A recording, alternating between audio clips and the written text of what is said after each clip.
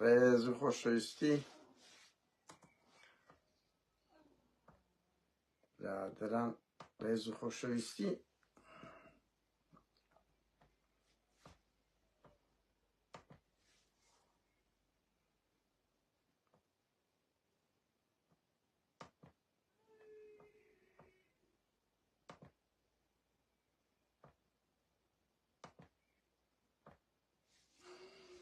سەرچاوی ئێمە هاوڕێیان سەندەق سەوباز لەسەر ئەو بای کۆتەی خەڵکی سلێمانی بۆ سانە بەرزنجی و ڕەوشی هونەرمەند ئەدیب و ئەوانەکەوە دەزانن ئەوان لە دەرەوەی بازنان هەندە قسە و باز دەکەین. خێربێن سەرچاوی ئێمە.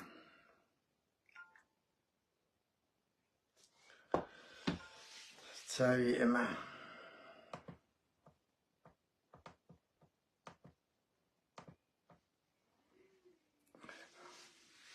شتی جوان جوانە هاوڕێیان.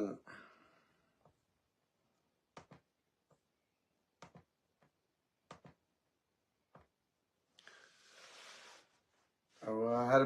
بالمناسبە مەسعود بارزانی لەو دوو ڕۆژەی کۆبنەوەی لەگەر لیستی پەرلەمانی حیزبەکەی کردبوو. یەکێک لەو زانیارانەی دزەی کردێ لەو ئێمە پێی گوتبوون دەبی هەموو هەوڵێک بدرێ بۆی انتخابات بکرێ ئەگەنا عێراق دێتەوە. زۆر قەلەقن، ترس لەوە هەیە دەست بەسەر یعنی هەرێمی کوردستان بە تەواوەتی نەمینێ و انتخابات نەکرێ بێگومان وەزعیان زۆر خراپ دەبی، یعنی شەرعیەتیان نامینێ و ڕەوشیان خراپ دەبێت و ترسیان هەیە بۆی هەموو زەختێک دەکرێتن ئەو بی. ئەو ڕۆژ کاک پاڤێل وەڵا برابازم خۆش بوو بە تووڕەیەوە وەڵا بابە یەکێتی هێزە هەروە خۆی مۆڕە کرد. ئەوڕێن بۆی بزان کە دەزانین چی کردە و دەلاگۆتیان کۆبنەوە پۆزەتیڤ و درۆیان کرد لەبەرەوەی پاڤێل بە تووڕەیی هاتە دەرێ، فازڵ لە دووی هات ئەویش بنەوە ئەشکانی پێکەوە مؤتەمەریان نەکرد و تووڕە بوون لە هۆردوک دیار بۆ هۆرچیان دانیان پێدانا دیارە لە ژۆری خراپ دەویان یەکتری گیر بووە. وەڵا پارتێ تووشی بەڵایەک بووە ئێستا هەزار ڕەحمەت لۆ لاهوری دەخواست پاڤێلەکە شۆت دەکا چی لێ دەگە یعنی کو تەعاملی لەگە دەکرێت. قسەکانی بۆنی تووڕەیی زۆر لێوە دیار بوو هاوڕێیان دیتان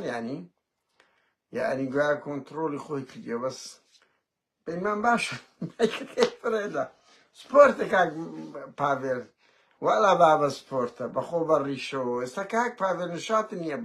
بە شاب لە مەسئول بدەی بەخوای تەلەفۆنەکەشان لێ قاچاق کردین هاوڕێیان، تەلەفۆنەکەشان لێ قاچاق کردین. وەخت خۆی یەک دوو جار ئەمە قسەمان لەگە کرد ینی شتێکی خراپ بوو ئەو شێوە تەلەفۆنە بەڕاستی هەر بۆ زانیاریتانەوە کەسمان نایە ناسینەوانەی تەلەفۆنیان لۆ کردی. هاوڕێیان بەخێر بێن. هاوڕێیان با لەو سانە بەرزنجی دەست پێ بکەین. ئێمە وا فێر بووینە بەڕاستی بەس ڕەخنە لە سیاسیەکان بگرین، سیاسی و هونەرمەند ئەدیب نووسەر قسەیان کرد ئەمە لە دەرەوەی سیاسەتن بەس ڕاست ناکەن لۆ پۆست شەڕیانە و دوو ئەوان بەشەکرد لە کۆمەلگای کوردی ئەخر کو دەکرێت فرێ بدرێنە دەرەوەی باسنە ئەو لەکوێ پۆشتی وایە وانیا یعنی ئەتوو لە هەموو میلەتێک ئەو توێژە هوشیارانە ئەو گروپانە دەبی لە سەنگەری پێشەوە دابن لە هوشیارکردنەوەی خەڵک بۆیە جیانە ینی هونەرمەند ئەدیب نووسەر شاعیر ئەو بەس لە کوردستانە لە ئاخیرن مەزموعەیەکی پەنجەی دەستن کە مووقیفیان پۆزەتیفە باشن دژی ئەو دەسەڵاتە ئەوش بەس بە قسەیە گەنج چان دەدەن بە خۆیان نایەنە ناو هیچ شتێکی مەیدانی حزوریان نییە بەڵام با هەر باشن یعنی تۆعیی خەڵک دەکەن و شاری دەکەن. ئێمە دەبێت یعنی ئەو خاڵە بەڵام هەموو ئەو نووسەر و یەک نووسەر و ئەدیبی وان پێ بڵێن لە سەنگەری مەیداندا بیوەکو هەموو میلەتانی جیهان کورد بابۆ سەیری گەلام بکا وەرە سەیری بابەوا سەیری ڕۆژاوای کوردستان بە شەر 14-15 هونەرمەندیان شەهید بووە. لای ئێمەش هونەرمەندە بەس خەریکی ئەوەیە وەچی عەرەب عوسمانی سووک ئەوەس دەگەن سێناغی سوورچیش بە لە فترەی جاشادیوە بەس داوای پارە دەکات سۆرە گوری بر ناو باغان وەڵا تڕحێوت سۆرە گورەی ناو باغانت هاوریان بۆیە هونەرمەند بە دەرنیە لە ئەو قسەمان لێرە هەدەسە سانای نییە سانا بەرزنجی گەنجەکە تازە پێڕادەگاتن بەڵام قسە لەسە کۆی هونەرمەندەوە سانا دوایین پێگەیە من دە ڕۆژ لەمەوبار هەمووان لە تیکتۆک زیاتر ئەو شتەکەمدانە نزیک 400,000 کەسێک سەیری گرت یعنی تەحزیری ئەوم کرد ئەوەی سانا کردی خیانەتە لەگەر هونەر لەگە ئەدەب ببوورە لەگە هونەر لەگە خۆی کچێکی گەنج هونەرێکی ڕەسەنی خستە ناو دنیای کوردی سەرکەوتوو بە 2 ساڵان نەیزانی قەدری خۆی نەزانی ینی دەمەوە بڵێم خەڵکەکی زۆر لە ئەدیب و هونەرمەند و ئەوانە زۆر نەزان و نەخوێندەوارن دوو ڕاوێژکاریان نەسەعەتیان کۆزان کە پۆپیلار بوون دەرکەوتن ئیدو تەواو هەرچی بکەن دەردەکەون نا بەیە قسەی وەکی سانا بەرزنجی بە چار وشەی بە چار وشێ لە مەدەسانکردنی مەدەکردنی ئەو کوڕی ئیدریس نێچیر مەسرور بارزانی ئارین مەسرور بارزانی ئەوە دیتان ئەو سانایی لە سلێمانی لە بداهاتی 2020 بیان کۆتایی 2019 بوو لە گەرمەی کڕۆنەی شوێن نەبوو یعنی بڕوا بکە 1 ساعت تاخیر بوو خەڵک هەر چاوەڕێی کردبوو و قەرەباڕخترین ئەوەی بوو پاشەنجە لە هەولێرە ئێڵغای کردەوە لە گەرمەی کڕۆنەی شوێن نەبوو دەیدابنیشی لۆ لە بەرەوێدەمی سانا هونەرێکیە بوو هونەرێکی جوان خۆی نەدۆڕاندە بوو بازرگانی بە هونەرەکەی نەکرد بوو بە شانۆباڵی کوڕە دیکتاتۆرێکیدا هەڵ نەدا بوو بەڵام ئەوە زۆر خاڵێکی پۆزەتیفە هاوڕێیان ئێمە دەبێت ئەو دۆسیانە گەورە بکە من چێشە لێرە سانا نییە سانا گەنجەکە تازە پێڕادەگا شکستەی گەورەی خوارد بە هیوان ئەوە بتە شکستە بۆ هەموو هونەرمەند و ئەدیب و نووسەرێک بزانن کە ئەگەت خۆت لە دەسەڵات نزیکی خستەوە بە تایبەتی پارتی دیموکراتی کوردستان هێزەکە هەرچی خۆی لێ نزیک هاتەوە یعنی ئەگەر نەیشتێنی دەموچاوی ڕەش دەبێتن یعنی لەو بڕوانگەوەرە سەیری کە شوان پەروەرەکە شوان بوو بەس خۆی لەوان و لە میت ئەردۆغان نزیک کردەوە کورە وەرە حتا بەختیار عەلیەکی گەورە و گران بەختیار عەلی بوو لە دوای شەید بوونی شەید سەردەست چوو لە باسنووس نووسی یعنی نەیتوانی تا ئێستاش نەیتوانی بتە بەختیار عەلیەکەی بەر لە 2010 یعنی دەیان نمونە هەیە ئەو هەموو خەڵکە سیاسە دەچی دەبتە پارتی یعنی هەڵناستەوە خۆ دەست بنە یەکێتیدان زۆر خەڵک زۆر ئەتیادیە دەیان بەربرسی یەکێتی گۆڕان بوویت یەکێتی کەستە باسییان ناکەوە سەیری عەبدوڵای شەخوا مبارەک و ڕێباز حەمدان و محەممەد حاجی و چێ دەگەی دەبین چەند قێزەوەن دەبن لە ناو کۆمەلگا یعنی هەرچی لەوان نزیک بوویتەوە قێزەوەن دەبی بەڕادەیەک یعنی وەرە تۆ سیرکە ئەحمەد سالارێک بە مانای کەلیمە بەهرەمەندە کاکە هونەرمەندە بە قسە خۆشە یەکێک لە هونەرمەندە هەرە بەتواناکەنە بەس بڕوا بکەن چێ سەنجی لۆ دادن چێ حسابی لۆ دەکەن مەهاباد قەرەداغی مرد دیتان چ کارە ساتێک بوو 2 کەس نەچوو سە قەبرەکەی حەمە سەعیدیش بمری هەمان فلیمە تا ئەنا دووە من هاتمە سوید ئەوانە پۆپیلار بوون زۆر کاریگەریانەوە حەمە سەعیدە و ئەو مەهابادە زۆر دەوریان هەبوو لەناو من بۆ خۆم لەگە مەهاباد و چش لەگە ئەو قەڵەم ڕەنگ زەردە پارتیا لە کەیسی خەزرەجی ئیشما کرد حەمە سەعیدی پێکەوە زەگە مەهابادی زیاتردانی بەڕاستی مەهاباد ئاکتیڤ بوو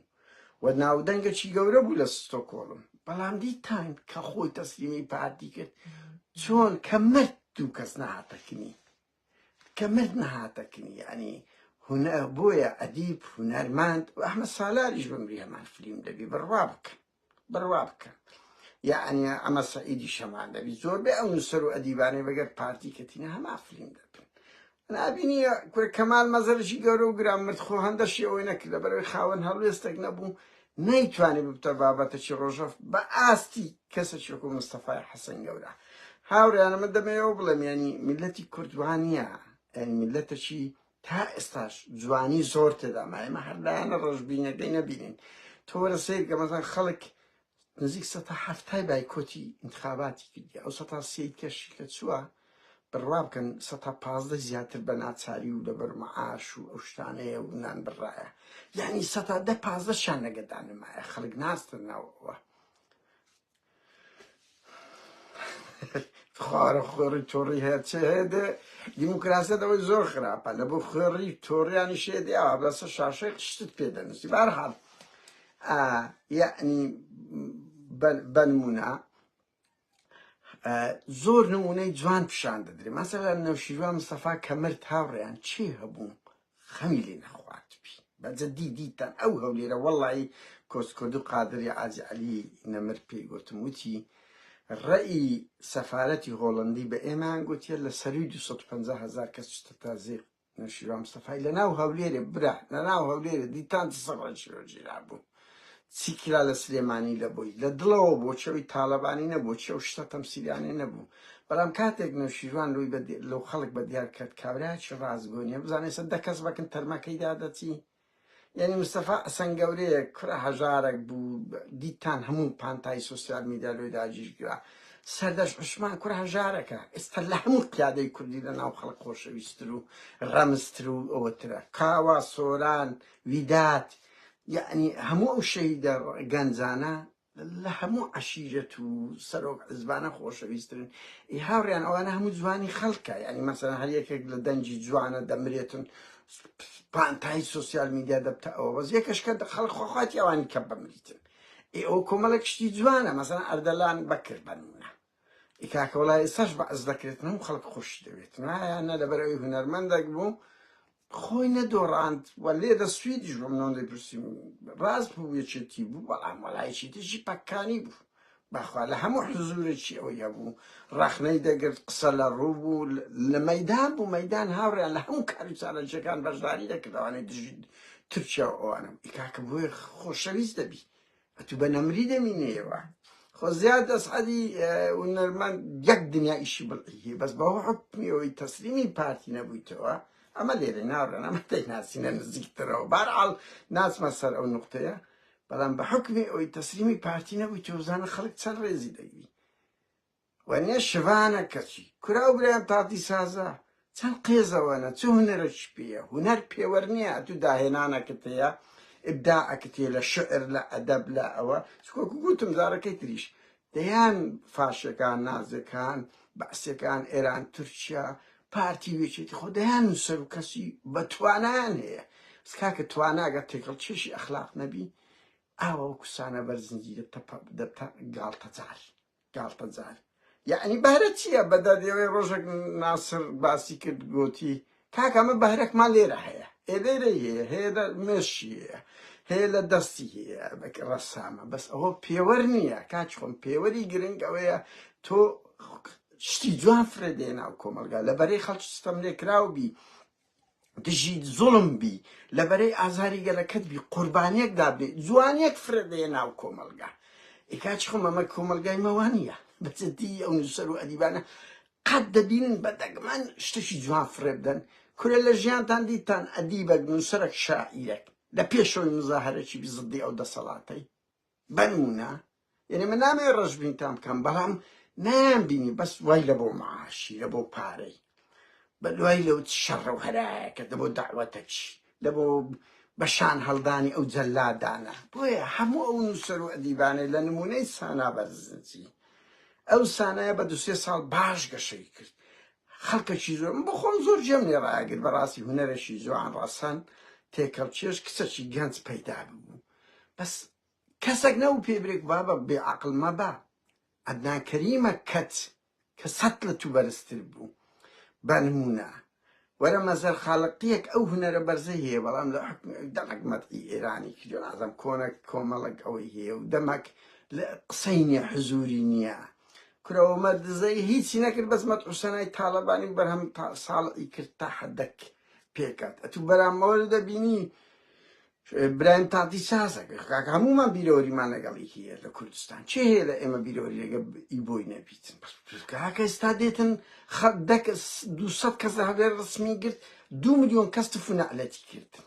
یعنی ئەنگۆ ئەوەی ببینن لۆ 200 کەسەکەی دەبینن لە ئەو هەموو ئەوەی نابینن خەڵکی مە تا ئێستا مرۆڤ ئەوەیە خۆشەویستە خەڵکی خۆی خۆش دەوێتن بەڕاستی ڕێزی دەگریتن ئەو زۆر گرنگە ئێمە بپێچەوانەوەی بە پێچەوانێ ئەوەی کە دەگوت میلەتی کوردوایەوە وەڵاو خاوەن مووقیفە ئەوەی دوێنێ خەڵکی سلێمانی کە بایکۆتی سانا بەرزنجیان کرد یەکێک لە جوانیەکانە ئەبێ ئێمە پەرە بەو جوانیانە بدەین یعنی و دەستخۆشیشیان لێ دەکەین و هونەرمەند و ئەدیب و نووسەر و شاعیری کورد دەبی تێبگا کە لەبەرەی دەسەڵات بووی کە بە شانوباڵی منداڵە دیکتاتۆرەکی وەکی ئارینتدا هەڵگوت ئەوە میلەت سزاد دەدا بەس وەرە بە مووقیفە وەکی هونەرمەند و ئەوانێت کە بزانێت چ خەڵکەکە توی خۆش دەبێتن باش لۆ سانایە بە ماوەیەکی کەم هەموو خەڵک گۆرانیەکانی لێدا و گیان لێ ڕاگرت لۆ بایکۆتە لە شارێکی وا ڕۆشنبیری پڕ لە هوشیاری دروست دەبیتن بۆ سانە لە خۆی ناپرسی بۆ ئەو مێژوی خۆی هەڕاج کرد بە دووسێ وشە چیاوەڵا پرۆژەکیاندایەت چیاوەڵا قسەک خۆی لە مەسئولانە نزیکری بابی من ئەتۆ خیانەتە لە هونەر بەشەشی هونەری دەبی لە خزمەت خەڵکی ستەمدا بێ دەبێ بەلای کەم ئەگەر لە خەڵکی ستەم نابێ نەکەویە مەتە سەناکردن ئێمە ئەوڕۆ جیلێکمانەیە ئازارمان بەدەست ئەو دەسەڵاتەیە ئازارمان بەدەست ئەو مەسرور و نێچیر و پاڤێل و قوبادێ تو دەچی بە شان و باڵی ئەوانە هەڵدەدەی بێگومان میلەت ڕقی لێ دەبتۆ کول لە چاوی وانە ئاو نییە کارەبا نیە ئازادی نییە خەڵک تیرۆر دەکرێتن بۆیە دەستێکی زۆر جوان بوو درا بە سانای وەکۆی عەدنانی و عەدنانیش قاوڕیان خۆ عەدنان لە تۆپدا بوو هەمومان سەرسام بووین کە چەماوە لە بۆ ئەوە جێگری سەرۆکی پارتی ئمیکی جەعفەری میکی کە لە بۆ بکوژی شەید سۆران چەماوە تەواو کەت عەدنان خۆی پێ نەژیراوە لەم عەدنانیش خۆ هونەرێکی زۆر ڕەسەن جوان ئەوەی کرد بۆیە ینی هەموو هونەرمەند و ئەدیبان یعنی بەس نمونەی ئەحمەد سالارتان پێدەرم با وەڵڵا وەکو هونەر لە تۆپە بەس بە حوکمی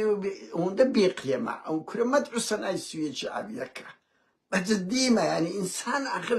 کو دەبی بۆ ئاستە نزمە بەس بزانە ئەحمەد قایەیەک ئەحمەد قایە یعنی بە حوکمی لە بەرەی خەڵکدا بوو هەمومان بە باسکردنی ڕێزی لێودا دەرێن یەڵماز گۆنایەک ئەو مەسەلەن قادر کابانە کاچی من نەزمەی غوڵامی بە هەڵوێستە کابرایەکی بە هەڵوێستە لە ئەوروپاش دائیم سەعات لە بەرەی گەلەگەیدی هەتا لە ڕەخنەگرتنە دەسەڵات یعنی هەموو ئەوانەی ئەو مووقیفانیان هەمە جەزا یعنی ببوور نەگاندە ناوم لە بیر دەچی ئەردەلان لە چیا بوو باش ئەوانە جێگە ڕێزن لای خەڵک قوربانیەکیان دانێت وایە تو دەتەوێ خەڵک ڕێزت بگری بەڵام هیچ قوربانی نەدەی کاچ خۆم ئەو مۆدیر بەسەر چوو ئێمە لەو گروپین ئیش دەکەین لە پێناوی ئەگەر هونەرمەندە ئەگەر ئەدیبە ئەگەر شاعیرە ئەگەر نووسەرە ئەگەر ئەکتەرە ئەگەر دەورت لەگەر ئازاری میلەت نەبیدا حتا ئەو شتانی ئەنی پێم سەیرە ئەنی هەموو ئەو داهێنانە لە ئینساندا هەیە دەبی لەناو ئازار قوڵایی خەڵک هەڵبخوڵی تخوا معقولە هونەرە کتەبی ئەدەبە کتەبی لە دەرەوەی ئەو بێ بشتێ وەڵا بڵێ من خزمەتی ئەدەبیم پێزە هەمووش داوای پارە و بۆ زەمان خراپە و نازان دەپارێنەوە و دەگلیەن داوەشێن بابەت خەڵک چاوی لەوەیان گۆبتنە پێشانگ کە منەوە دەڵێ ماوڕێیان بڕوا بکەن لەو سویدەی ساڵانە هەموو سیاسەکانی کۆ دەبنەوە لە شوێنێک ئەلمەداین ئەوە 120 نووسەر و کەسایەتی و ئەدیبی دیاری سوید 3-4 ساڵ لەمەوە بەر داوایان گوتی ئەمە ناینە ئەو شوێنە لەبەر ئەوەی پارتەک دێتەوێندە کە دژی کە هەڵوێستی خراپە لەسەر پەناهەندە سوارێ دیمە بڕوا بکەن 120 ئەوەندە کەسە بایکۆتیان کرد لەم حزبەکە نەزەریمە دەکا بە انتخابات دێ بەس ڕێی لەسەر پەناهەندە خراپە خەڵکی ڕۆشنبیر بێ وابێ لەو سویدی دووسی خۆپیشاندان دژی تەقینەوە دژی فاشیزم حتا لە دوایین خۆپیشاندان لە دژی ئەوەی ئۆجەلانی ئەو سیاسەتەی تورکیا و ڕووسوی بە سەدان کەسایەتی چەپ و پێشکەوت خواز و چەند کەسایەتێکی جوانی هاتبوو دێت لە پێشەوە دەبێت لە مەمنوعیش بوو بۆیە بەڵام تخوا کەی ئەدیب و نووسەری کورتان لە مچکۆ و لە جاخانەی شەعب دیتە بێنە دەرێت سەجادەیەک ڕابوەستن هونەرمەندێکتان دیتیە إلا لعبدي شبات هم وين زاني دروخي هم خوان أوكر دا أو كزاني أنا روخي هم باندا وما ليرين برواب روجك دام أنا تار هنرمند به تار هنرمند به يتربوها كزانيان دو هفته بسداتنا روخي برواب ديان هناها تندسيان بفرت فيركت نامي ناوى كان بدم يقعد شاد ببربر بلدمان السر من الصي بس قلت يوم لقى خباتي عاشتي ما هو أنا كردستان قولم بيهيو أمشتكى بخوشي بروا بند هاد ببربر نيم ده عم بد برادر كاني لقوران نزيقبو ده عم برد السر من الصي قلت يا عيبه وردو قصيك بس خالد رشيد هات هندي قصيك كرت براسي الحق يعني أو دو زاري شاد خالد رشيد شد بأمانته يعني من لو ستوكول من نزمة غلامي ديتن حد سمع بيقود بيديت بس بالرواب كان زور بهذا زور يعني تكون من بقي كردي هنرمندي كرد حمل السويدة حمل السويدة من بيانم ديان زار قد بيكاس ناوري بيه إبالام كاتش خم أتولد جي السلطانة بي يخلق هر هنركي خوش ناوي بقربان دبي هر دكتور كالتشيش يك بيتن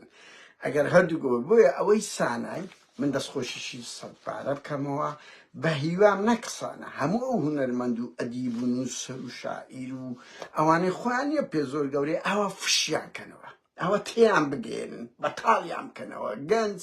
اگر اتو لگه آزاری گنزگ نرجی پیرجنگ نرجی پیرمردگ نرجی دجی او ستمنه بی ورا هنرگ ورا دگورانی پیبله دسردن پیبله دجی او دسالانتا کردیا بجدی ما چند شاعر دبینی چند نوسر دبینی که هک بجدی شرمزاریه بو همو شرکت توش مجموعه من بوا لو أوروبایی آخر بجدی اما حق خو من لو سویدم من بقی صدا نوسر و ادیبی کرده بمبدأ دو نوسر و شاعر و اوم ندیتیم او هنرمندانه همو هاتبن اما دعوا مالی کردی يعني حزم داك الخورس كانا روجك بنمونا كاكا ده هنرمندو ادي موقفك ور بقرن ده نوسري كرد اواني السر قبر كان خويا بيزلا زموزولك كانك امزا بكانو دعوا لغاز بكان قسم بوي اوا بطاليام كانو بيان بلين او گنزاني ده زندان دان زور لأيوه رازقوترن لآزادي لهمو دروش مقصة وشعر و ادبياتا كانتا من چون رز زندان يعني بعدين زور نگرم چون است شهید سردشت و کاو ویداد و سوران برواب كان لهمو ادیب و شاعر چی کرد بناو بانک تلو خوش استرن ندرد نگله برای شهید نبرای رازگون لگا اوشانی گوتیان بس مثل شاعر كم ادیب كم نوسر كم هنرمند كم كدل دروي باز نبي يعني باش كان سنة باز نوزن دانس يوكو بختيار علي شيرزاد حسن طبعا هردو كان دو دنجي زور زوان ها بغلط لمن تيمجن بس غلطتش تاريخيا كنت شنو لو زري دانسي كسرداش عثمان ويداد يشتد شهيد كده بوي اوي دويني رويدال برامبر سانا برزانزي او هالرسالة نيل بو ساناي او الرسالة له همو او هنرمندو اديباني وكم نمونه پیشوتری زور هبوا او که گوتم محبت قراری کره مرد کره خود دو کس دست و سقم رکی دو کس خمیلی نخواد دو پوستی به جوانی نسا نکره بجدی اوانشتی جوان ناو کمالگا تو کاته کره هجارک دمری زندانیانی بعدینان با ملیون کس لوگوی اوانیان برس کردو لفیسبوک لهمو ولاتا کان خوب شندانیان لو کردن سيتسلك جنزي بعدينان بون او حركيان كرت همو خلق لبشتيان راوستا دبو چه راوستا لو كان سروك وحزب او يشكل يعني كومالغاي ما بوشي ونيا بلي هموي اويا ورا بعدين قشي جوان بمري بيجي توشينا خوشك بزان تخلقك خميلي ودخوا بس ورا بعد برسة بالاي او اجتماعنا بمري همو خني دبي هو كاكا براسيش تشي بوزيتيفا هر باشترين نمونه كاكا ستاشي سبنس بسره ولا ضعفته هر خلق بايكوت انتخاباتي كده يويد كات تزويره بزورم ليه لترسي معاشا بابا والله اولو مزوز شي زوانا ناوكم القاي كديلو هرما زوين بكردين كرد واعي ده والله يهتا دنياش ما خريط شوري قواد وقحبة وساقيت وماستات شيش لهمو ملتشي نابر نقل ناو كرد بويا پره بايكوتانا بدن و همو اواني اما زور دلم پی خوش بی خلکانه كان خویان زور پی گرینگان كاتينيا يعني خلق بناسي خوي دكات يعني بپی وري قيم و اخلاقي معاملة دكات استسانا هيوادار مو يبتد درسك جارش کە وشەی شازادە نەڵێ ئەخر ئەی هاوار من جارەکەی تریش لە بۆم گوت کوربا بە ئەو فەیروزە عەرەبە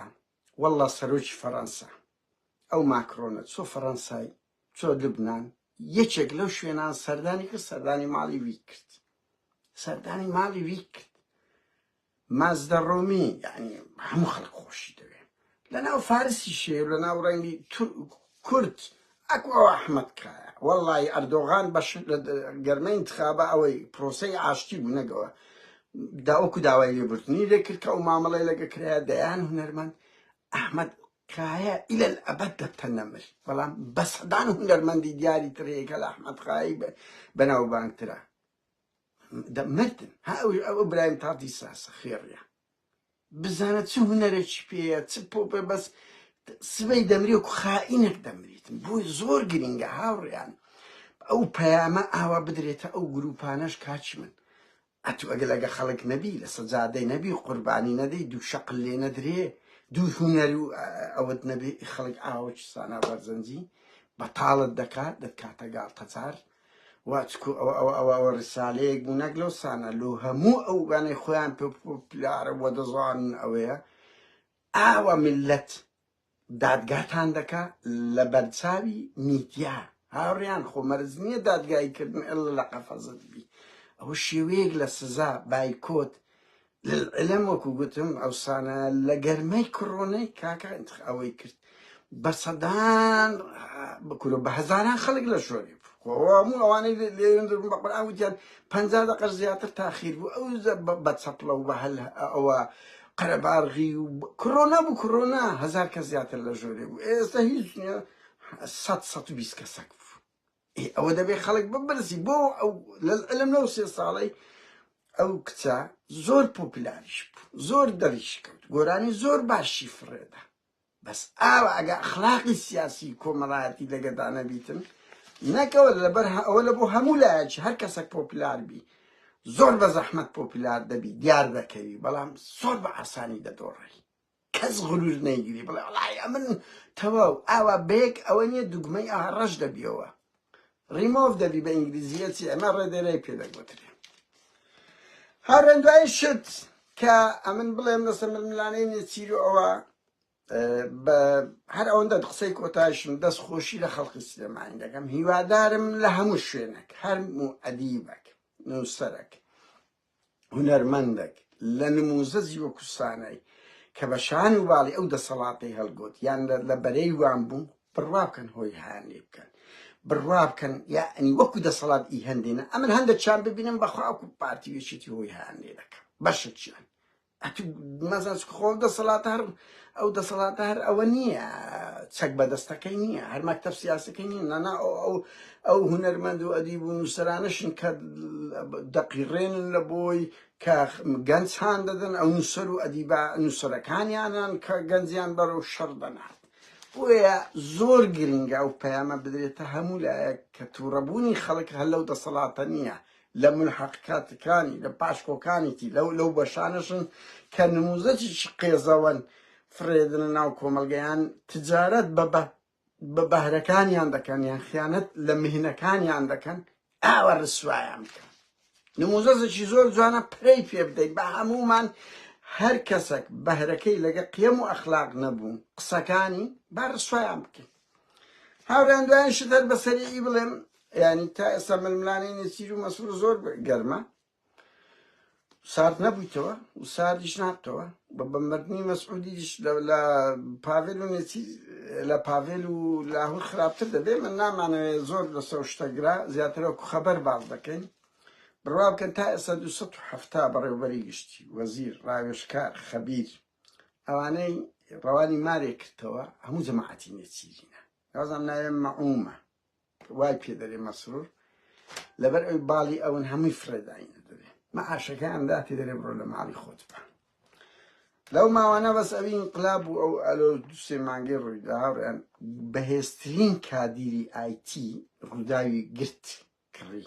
ناوی هێمن لە هۆنیە تاانەوە کەسێکی زۆر بەتوانایە و لەگە فەیسبوک و سوسیال میدیا زۆر کۆنتاکتیە کەسێکی خەتەریشە هێمن لە هۆنی برازە ئیسلاحەدین بەهادینیە گرتوون لە ڕووداو بوو كڕی يعني کاکە وەڵای ئەو بەرپرسا و پارتی و یەکێتی و ئەوانە ئەنی چۆن لێرە خەڵک دەستە شەریکەیەک هێزت دەکڕی هێز ئانجاوا تەمەشا دەکەن چێ باشە دەیکڕن بە پارە ینی عەرزی تواناکانی دەکڕن بەڵام ئینسان دەبێت لێرە ئەوەی هەبی ئەمە کە گلەیمان لە وەختی خۆی لە بەختیار عەلی کرد ناکرێت نووسەرێکی خۆی پێ ئازادی خوازی بچێت لە میدیایەکی پاراستن بنووسی شێزار ئەسەنیش کە نەکەتە بەر هەڵمەتەکەی مەسەن ئەوە غەڵەتەش تاریخی زۆر گەورە بچکو کاچ خۆم لێرە خەڵک نەکرد ئەوە ناچێت بە شەرەف هەموو ئەوانەی لەبەریان لە سوید لێرە نایانی نەچمەوە سەرەوەی لارش ئۆلێ سەرۆکی پارتی چەپ بوو 2010 بوو وابزانم ئامادە نەبوو لەگە سەرۆک حیزبەکی پارتی سڤاریە دیموکراتن ئێمە کوردستان دابنیش لەبەر لە چە تەلەڤیزیۆنی گوتی نامەوێ لەگەری دابنیش وارا وەریاک وتی هیچ تاوانی نەکردی ئەو کارە بەس ڕێی لەسەر پەناهان دەخرا خەڵکی بە هەڵوێست دەپێ وابێت پرۆتستۆ بکە بچی چۆن دەگرێ بڵێ وەڵایە من دەسەر نووسینی خۆم بەرپرسم کرد بابا ئەدی خەڵک نەک ناچی نابچی بیبسی لە میدیایەک لە شوێنە قسە بکەی کە فاشیزم بڵاو دەکاتەوە کە تیرۆری دەنجی ئازاد کە بێت چیا من ڕێی خۆم دەنووسم ئازە بەهەرحاڵ دەیانکردن یعنی بڕوا بکە من ئەزانم کوردستان 20 سال و ڕوودا و ئەوە تەمەشای کچە بێژەرەکانی کەناڵەکانی کە دەکەن ئەوە دەکەن ئەوەی دەکڕن مەلا یاڵەوە بە 20 وەرەقە نا بە 25 نا بە 15 دێ بە شەرەف ئەوە خۆی بە شفتی ما دەکڕی هاوار دەکرا بە چەند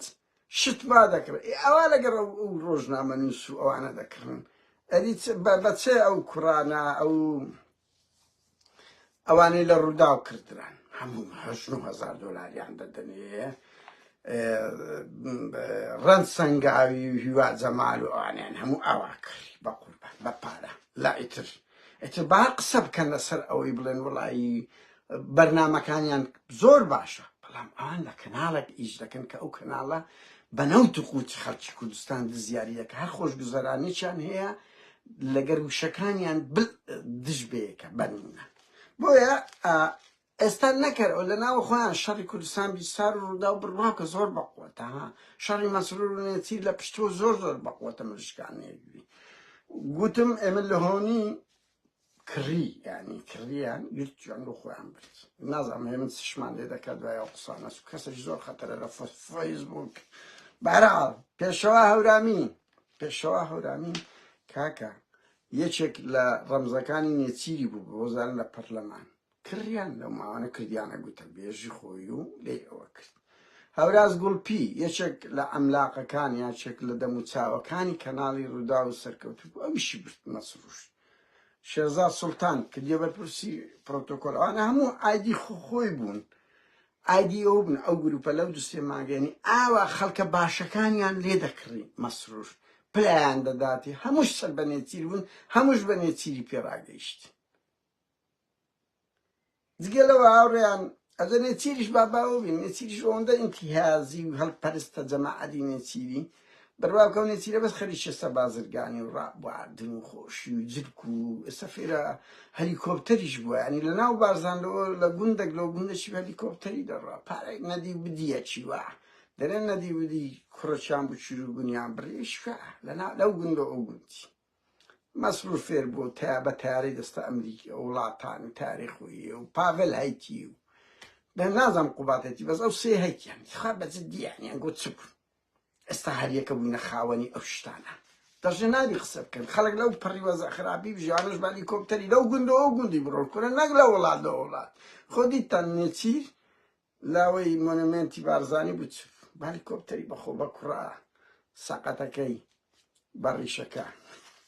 دابەسی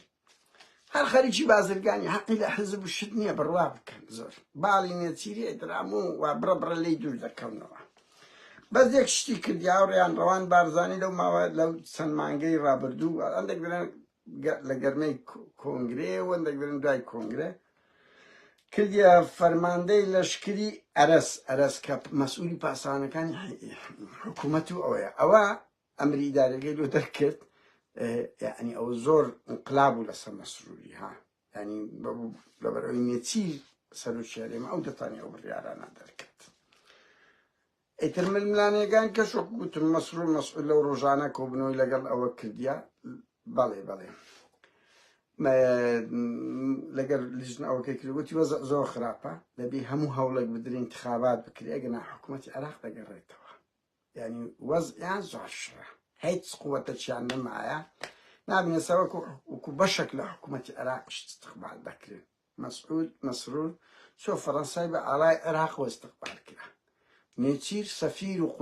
سەفیری عێراقی لەگەدا بوو لەو سەردانی کاتشم وەختی خۆی دەچوون لەگە بۆشدا دەنیشتن بە عەلەمی کوردستان ئێستا کە بچووکترین کەس دەیانبینی وەکو عێراقیەک دەیانبینی هەمووش خەتای ڕەفتاری گەندەڵی ناپاچی تێم دەگەی ملهوڕی سیستەمەکی خەلیجی